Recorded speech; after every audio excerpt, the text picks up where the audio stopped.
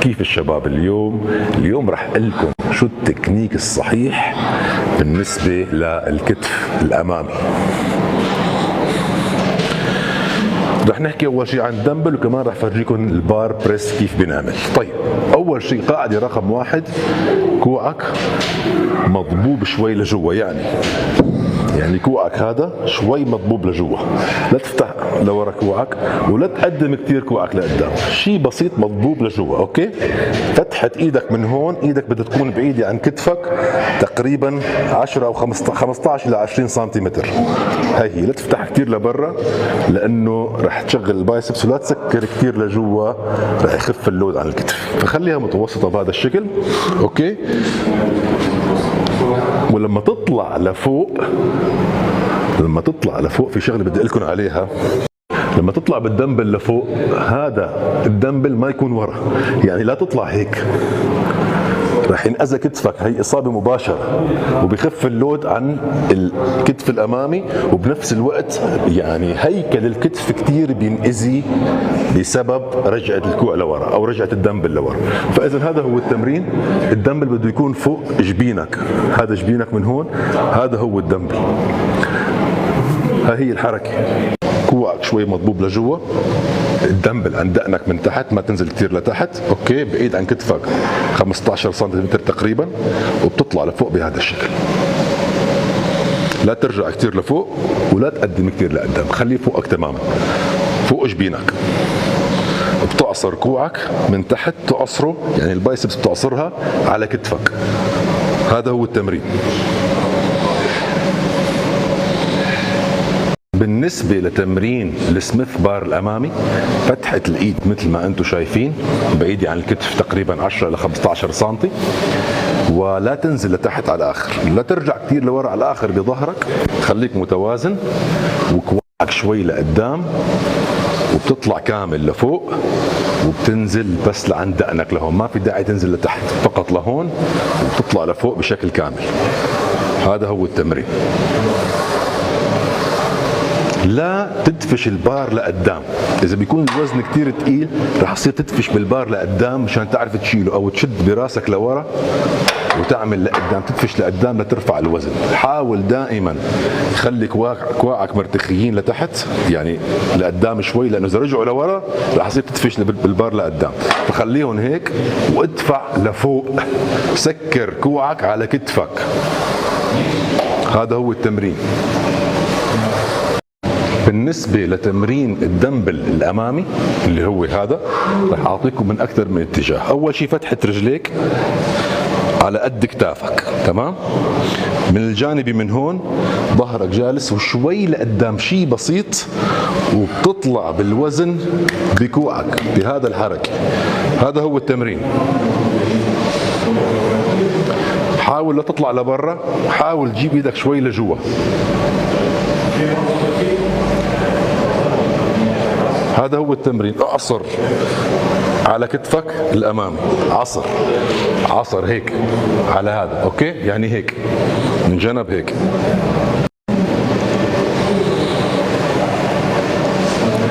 لا تمرجح. اوكي، لا تنتع، غلط انك تنتع كمان، نفس الشيء. حاول تعزل العضله مثل ما حكينا بالفيديوهات الماضيه، عضلات الكتاف لما نحن عم نمرنهم، عم نمرن الاماميه لحال والخلفيه لحال والجانبيه لحال بنفس اليوم، ولكن تمرين للعضله الجانبيه هذا الاماميه. فالعضلات الصغار شباب ما بدهم وزن كثير ثقيل، لازم تكنيك ويكون في تكرار. انا بفضل بصراحه تكرارات الكتف يعني من 10 الى 15 تكرار جدا مناسب.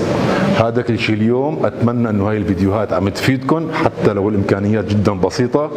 اذا عجبكم الفيديو يا ريت تكتبوا لي على الكومنت. اشوفكم الفيديو الجاي. كيف الشباب؟ اليوم رح اقول لكم كيف تمرنوا عضله الكتف الخلفيه، شو التكنيك الصحيح لحتى تظهر هي العضله. كثير ناس بتهمل هاي العضله، وكثير هي مهمه لشكل الكتف. الفيديوهات الجايه رح نحكي عن العضله الجانبيه والاماميه، شو هو التكنيك الصحيح، بس مشان وقت الفيديو ما يكون طويل. طيب بغض النظر عن نوع التمرين، اذا كان على الجهاز او كان بالكيبل او كان بالدمبل، رح لكم شو التكنيك، لانه كله بيرجع لحركه الكوع، وهي اللي بتخلي الكتف الخلفي هذا يشتغل بشكل صحيح. إذا نايم على البنش يعني على صدرك، بس أنا رح أعطيك مثال كوعك كيف لازم يشتغل. بتتني ظهرك 45 درجة، أهم شيء وأول شيء ترخي إيدك لتحت، وما بترفع بظهرك، بترفع فقط بكوعك بهذا الشكل. هاي هي الحركة، حركة دائرية، ما بتعمل هيك. السكويز الكوع، كوعك هذا بده يطلع لفوق بهذا الشكل.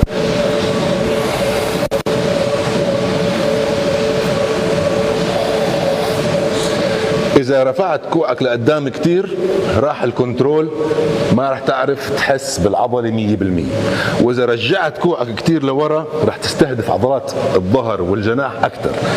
وإذا عم تتمرن على البنش بهي الطريقة، مثل ما قلت لك أهم شيء التكنيك.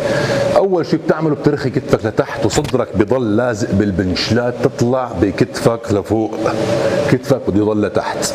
ولا يعني لا تفرد ايدك لتحت على الآخر، لأنه إذا فردتها على الآخر وعملت هيك رح تشغل الترايسبس، ونحن هذا الشيء ما بدنا إياه. بدنا نحاول نعزل العضلة هي بأكبر قدر ممكن. فإذا ترخي كتفك لتحت، تتني كوعك شوي، وهذا الجزء بده يعصر كتفك الخلفي بهذا الشكل. هذا هو التمرين. ايدك كانت هيك بصير، ايدك كانت هيك بصير، ايدك كانت هيك بصير. مو مهم ايدك هون كيف، المهم هذا الجزء، يعني ايدك كيف ما تحركت عادي، المهم انا عندي هذا الجزء، هذا هو اللي يطلع لفوق. ممكن هيك، ممكن هيك، ممكن تعمل هيك، عادي على راحتك. راح اعطيكم مثال على الكيبل. مثل ما حكينا، بغض النظر اذا كان كيبل او دمبل او جهاز، التكنيك هو المهم.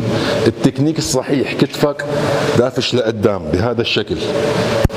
هذا الجزء بده يرجع لورا. هون انت بس ماسك، انسى لا تفكر هون، لانه اذا بدك تفكر وتدفع بايدك راح يشتغل ظهرك اكثر من كتفك، والترايسبس راح تشتغل كمان. اتني كوعك شوي، ثبت حالك هون، جلس ظهرك، كتفك لقدام. هذا هو التمرين. لا ترجع كتفك لورا، كتفك بده يكون ثابت. هذا الكتف، لوح كتفك بده يكون ثابت. مد ايدك لقدام، تنيها شوي، ورجع كوعك لورا. اذا كنت ماسك دمبل، اذا كنت بالجهاز مثلا، نفس الشيء. هذا هو التكنيك. اذا كنت ماسك الكيبل، هذا هو التكنيك بكل بساطة. هذا هو التكنيك.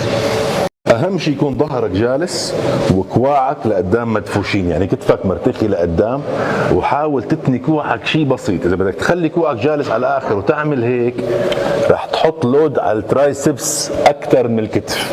بدك تتني كوعك شيء بسيط وتعصر بكتفك، بدك تعصر بكتفك. يعني هذا كوعك هو الحركه كلياتها، مثل ما حكينا باول الفيديو. هذا الكوع هو اللي بده يرجع لورا ويشغل العضله الخلفيه. اتمنى انه الفيديو يكون عم يفيدكم. اذا حابين نستمر مثل العاده، تعليق صغير منكم بشجعني وبحفزني لحتى استمر بهي السلسله. اشوفكم الفيديو الجاي.